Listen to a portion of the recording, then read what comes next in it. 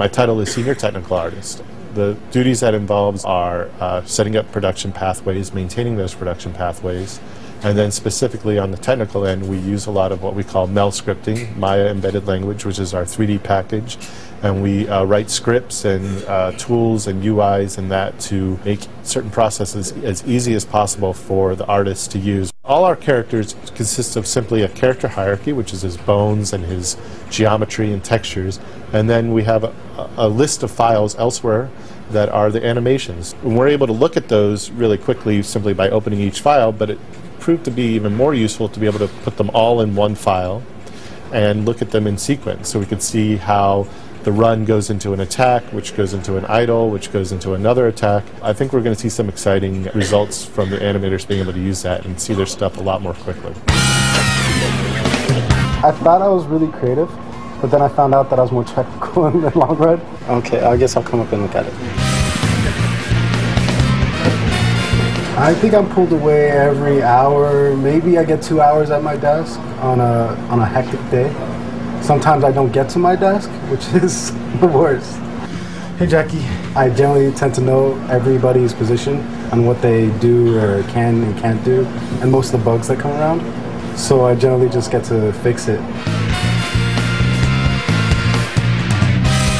It's probably looking for another camera. If I wasn't here, most people would think that it might explode the entire building, but I kind of beg to differ, because if everyone pulls their knowledge together, we could make it through no matter what. Another problem solved. Just one more in a long day of solving problems.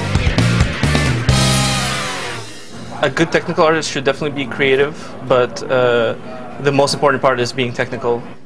There's a character called Pegasus, and it's basically a horse that has big wings. The character artist that was working on the feathers was trying to figure out a nice way to make the feathers look realistic. We did a test with joints. We had 10 joints per wing that we used to move the different points on the wing around to give the effect of turbulence deforming the wings and the feathers. We quickly realized that that's something that's going to be too expensive, so we pursued other ways of doing the same effect. I then did a test with something that's called blend shapes. The way it works is we create 3 blend shapes, one for each version of the random kind of feather movement. And the way we do that is we just select the mesh, we duplicate it, move it to the side. We then select the vertices where the feathers are, and then we use the script that randomly moves these points around. Here we have the 3 versions of the different feather effects, so you can see that these feathers are kind of randomly moved around on each version.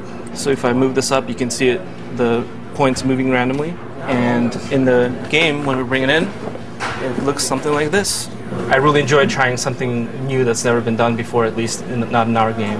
When the challenge is, hey, we want you to do something grand, but on the other hand, we want you to make it as cheap as possible for the engine to run.